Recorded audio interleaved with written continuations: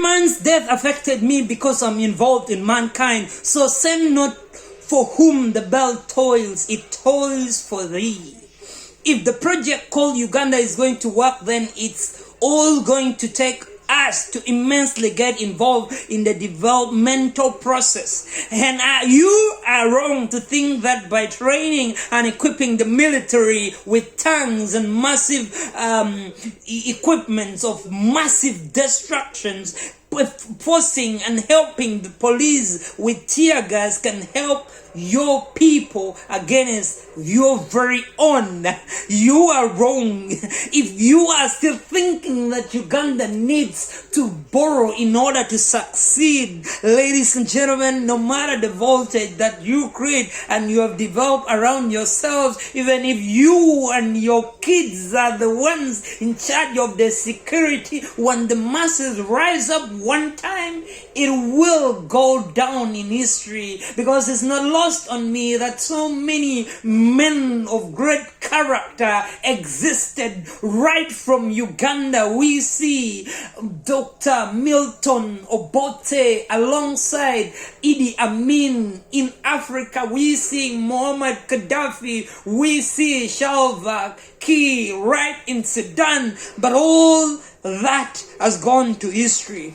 No matter who you think you are, oh, Mr. President, Uganda deserves better, and Uganda will do more than what you think. And we understand. You told us that. Even you didn't need to tell us that you are not working for nobody, because we live to see that. What the fuck is that you need to remind us about? Because we have been seeing it forever. I have been living my entire life. I've never seen a president who reasons like some of you.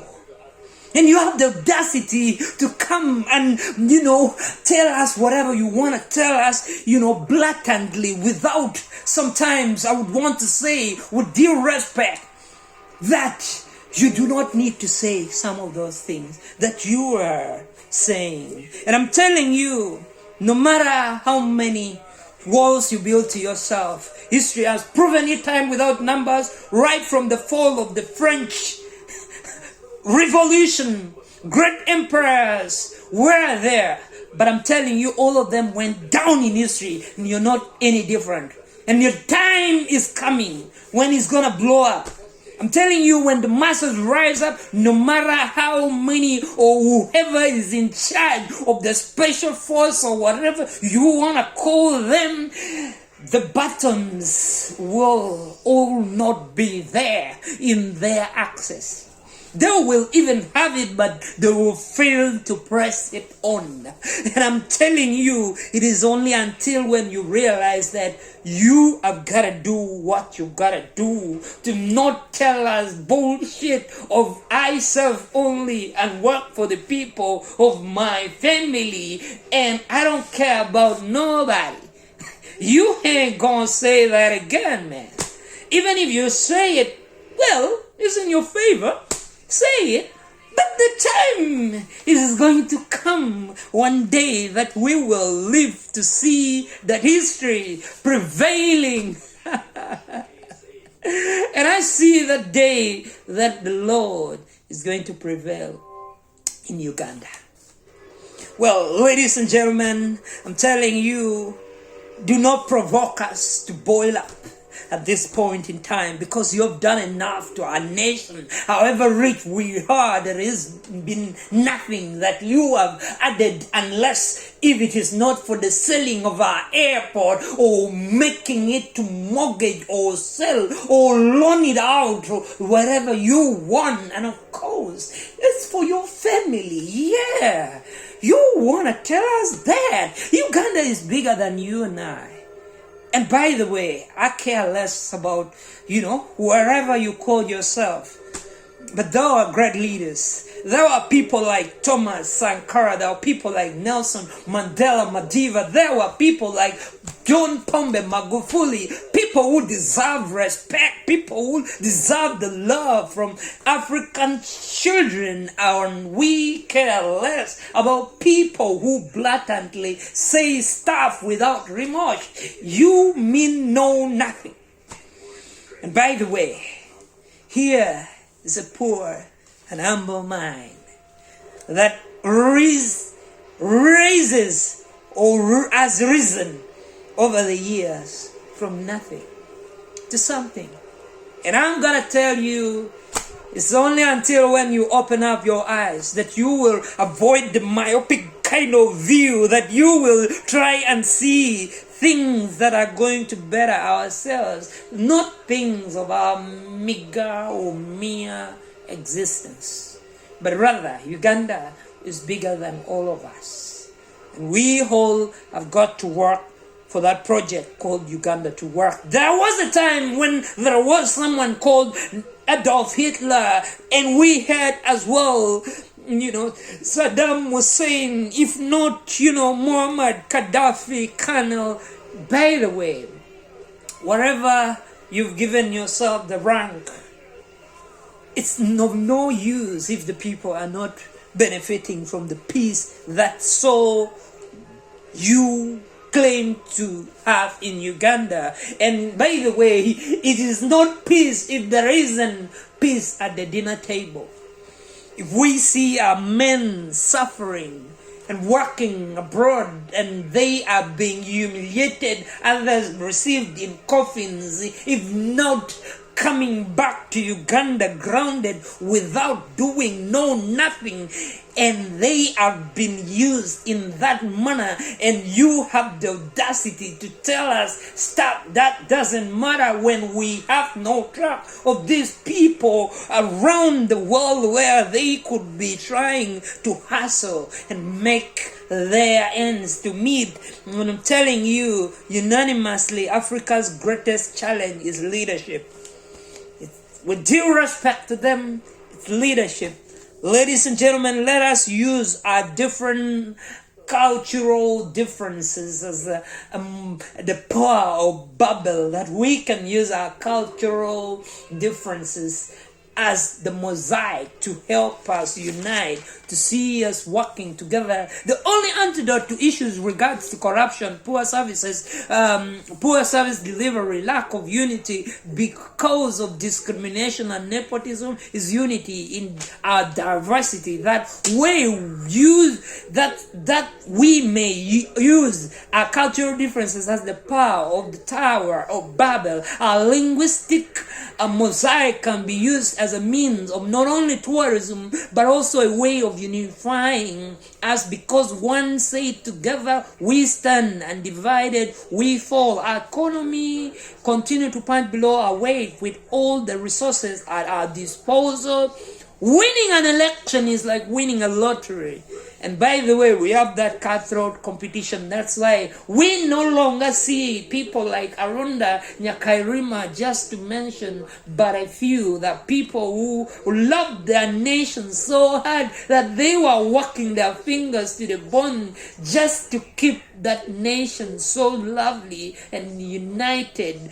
People, heroes who loved our nation so much that they were willing to die for it, yet you can see them and you think that we amount to nothing. I'm telling you, you're wrong, Mr. President. The truth, with such level of impunity and arrogance in blatantly saying sarcastic statements without remorse that you often make, if indeed you were elected democratically, you wouldn't say, I am not your servant. Oh, it's not surprising at all, because dictators, freedom fighters are only as good as being removed by the same heritage. But we all know better. We are not going back to the trenches. Uganda doesn't need more of sorrow and lamentation, but rather good road networks to connect our people to each other, to make the trade and business more agile. Security top in budget planning, year in, year out, may not help that much in regards to development, but I understand that power is for keeping. And yes, keep it, because without the power, I don't know where else you will be. Our poor mothers deserve better. in the hospitals to produce in well-facilitated beds and services rendered not in darkness. Our young girls do not need any sanitary pads or free education, at least better that one. But it's free indeed of knowledge. The education system is not even creating the opportunity to be creative and innovative, which we all need to think around. I'm telling you, if you have been put in a position of leadership, dear friend, serve other people other than using public resources for your own gain. Uganda is bigger than our mere existence. Patriotism doesn't need to be taught in schools, but rather lived and walk the talk, because we do not need to celebrate thieves as our own. Jobs to our poor youth so as to avoid brain drain, an opportunity to allow our younger talents to execute their expertise. Our poor young educated girls in different professionals run in a bid to make ends meet and only to be humiliated in different places. God may help us, Uganda, that we will continue to have people who are going to have track of these people, that they do not come at all in coffins. Because what message then are we sending to the world out there? I'm telling you, reminding you of the remaining girls, that those who are still outside of Africa, you deserve to help them, Uganda, so that they can be able to be seen as people of importance, that they will not be treated in the manner that they are being treated. And I'm telling you, for those who are in the banking world, I am telling you, your role is not to pass debit and credit, but rather, how do you move 20,000 Ugandans from absolute poverty to come into the medium class economy to help our people to grow? I'm telling you, you need to extend soft loans, not necessarily having it cheap, but you can give loans to our younger people to help them to grow and start those businesses that they have desired. The loan doesn't need to be cheap, but it can be long-term. That can help our people. Winning an election is like winning a lottery. Indeed, that's why a lot of stuff are happening. And of course, you can say whatever you gotta say, because the election was not won. If it is won, nobody can say that. Because public service, I thought it was supposed to be for the public, not my private thing. That which has been made in Uganda should be